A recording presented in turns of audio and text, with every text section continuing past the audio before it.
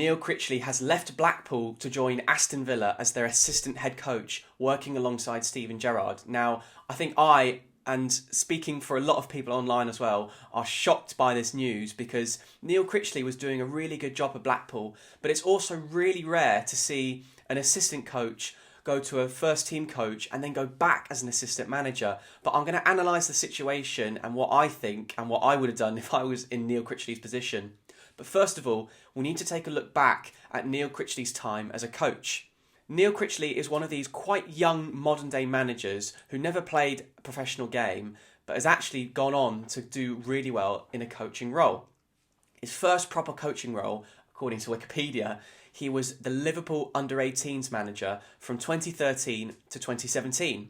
Then after those 4 years, he became the Liverpool under-23s manager, where he was relatively successful playing a really good style of football, and then that caught the eye of Blackpool, who then moved in for him.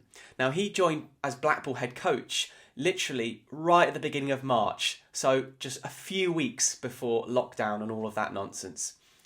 Then lockdown happened, and in Blackpool's first season back after lockdown, he managed to get Blackpool promoted to the Championship via the playoffs, beating Lincoln 2-1 in the playoff final. And then in the Championship, Blackpool played a really great style of football, and they managed to finish 16th in the Championship, which is really impressive. And a lot of people outside looking in thought that Blackpool would only go on and kick on just because of Blackpool's recruitment, their style of football, Neil Critchley's ability to get the best out of that squad, which for the most part had never played at Championship level. So for him to now go back as an assistant coach, to me, I'm quite surprised. However, let's look at Steven Gerrard's managerial career quickly, because the man who succeeded Neil Critchley as the under-18s Liverpool coach was Steven Gerrard himself. So it shows that there is a link for both of them to Liverpool. Steven Gerrard's link to Liverpool is obvious, but Neil Critchley has actually a long link to Liverpool.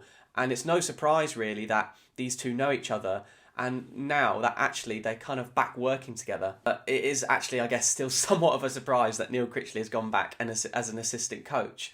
But with Gerrard, he obviously needed a new coach because Michael Beale left for QPR. And it's very interesting because Michael Beale is someone that for his whole coaching career was an assistant coach, but has then now gone into a first team role, while Neil Critchley has thought, actually, no, I'm going to go back as an assistant coach and work at Aston Villa. And this is kind of the big question. Which role is it better to be in? Well, first of all, let's just play devil's advocate. Let's say that Neil Critchley made the right move. So from his point of view, he's now working at a bigger club, working alongside Steven Gerrard, who he knows from his coaching days at Liverpool. And also he's working with better players, bigger facilities. And actually, you think that with Gerrard at Aston Villa right now, it's clear that he eventually wants to manage Liverpool one day. But having said that, you thought that Neil Critchley has now more of a chance of becoming Steven Gerrard's assistant manager than someone like Michael Beale. So maybe Neil Critchley, in the back of his mind, is thinking, I can either leave Aston Villa with Gerrard and be an assistant coach at Liverpool, or I could become the Aston Villa head coach. And that's the dilemma. Whereas Michael Beale's thinking, no, actually, I want to become a first team coach on my own, and I'm going to start that at QPR. For me, I think it is jumping the gun a little bit, assuming that Steven Gerrard's going to work out at Aston Villa and become the Liverpool head coach, and that Neil Critchley will automatically be in the running to be the Aston Villa head coach. Because Aston Villa might think, well, Neil Critchley, he's only got 2 years of proper experience as a first team manager. And also it says to me, does Neil Critchley actually want to be a first team manager? Well, because he managed Blackpool for 2 years as the first team manager, you'd thought, okay, yeah, maybe he does.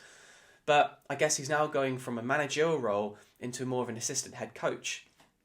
So I just find it fascinating now that we've got so many young coaches, not just in the Championship, but across the EFL, who have never played professional football and have now gone on to be first team managers. Or then now you've got the case of Neil Critchley moving back into an assistant head coach role.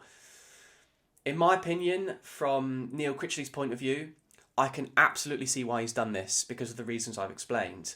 However, if I was him, I'd have stayed at Blackpool because they seem like a really good, stable club very good owners, very good young players, and there's a path for him to improve Blackpool and then move on.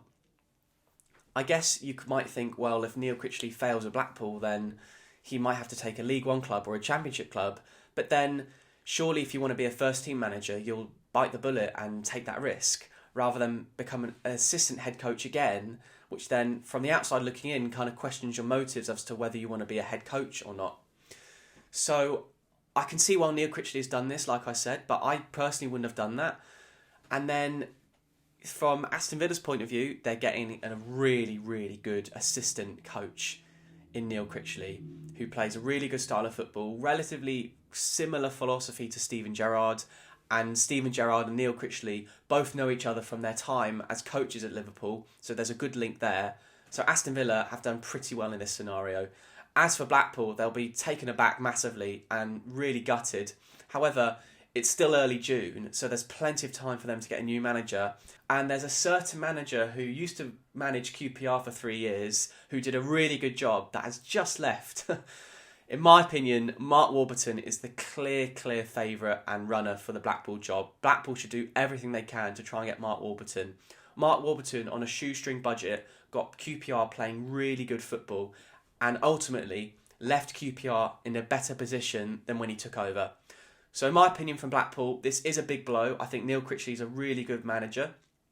Having said that, Mark Warburton, if they appointed him, I think that'd be a really positive appointment. But let me know what you think about Neil Critchley moving in the comments below.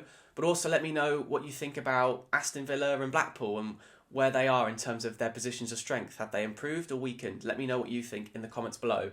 And also let me know who you think should be Blackpool's next manager.